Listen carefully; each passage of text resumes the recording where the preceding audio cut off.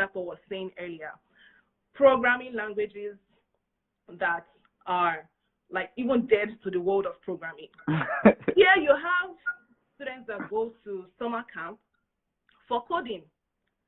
People learn to code from when they are 3 years old now here. And it's not because we have access to all of this technology or anything. Card games, board games, they don't even need to have access to the internet or anything yet for you to learn how to code.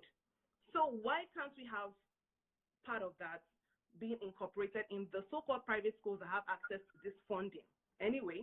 So even if you're taking your child to a private school in Nigeria and you come and compare it to the K-12 education here, you would realize that you're just spending money on nothing.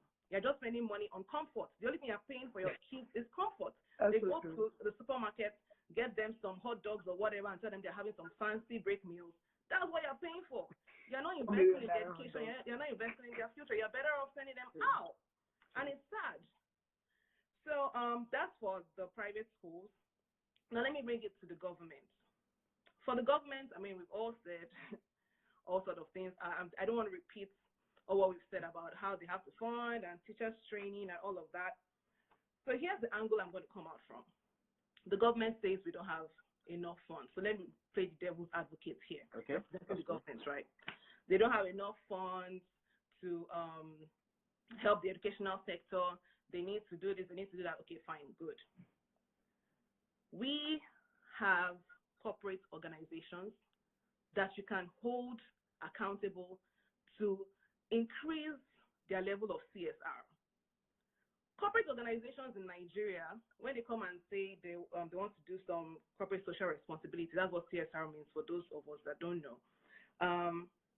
They tell you they are donating some water, borehole in one village somewhere.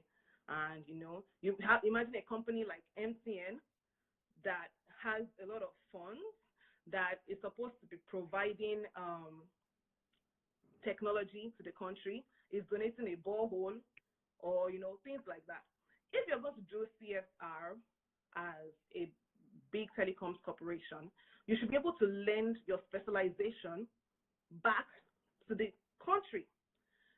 For example, I'll go to the case of the FG versus MTN's $5 billion fine. The issue that was going on, I think, in the past year or two. The federal government fined MTN for, I think, registering or deregistering SIM cards for $5 billion. $5 billion, sorry. So imagine that $5 billion, which we don't even know where that money is right now. There was some negotiation and everything, and then they eventually got some money. The company is paying instrumentally, but I mean, they agreed to an amount. So my question is, where is that money going to? You said you don't have a lot of money, right? You've made it transparent that this company has done this, and they have been fined this amount. If you want to be a truly transparent and accountable government that is interested in building the education of your country, and you direct those funds directly to the educational sector. How? All of these programs that I just mentioned, all of the educational tools I just mentioned, you mandate them to use that to fund that program, and every parent in their home can literally feel it through their child because they can see that their child is gaining from this thing, right? So I'm going to cite an example. So I did some research.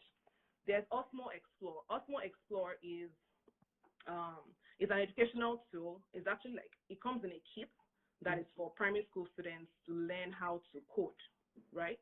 And it costs $155 for one kit. So if we were to use the $5.2 billion to fund primary schools in Nigeria, you would be sharing nothing less than 33,548,387 devices to all of the primary schools. And 24.56 million children were enrolled in primary schools.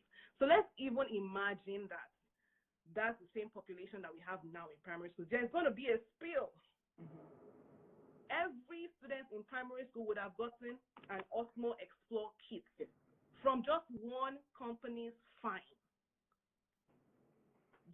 I'm trying to say? This is so true. So these are the kind of things that I want us to I want us to think about, to mandate from even these guys that are saying they want to come into politics, they want to come and become a president.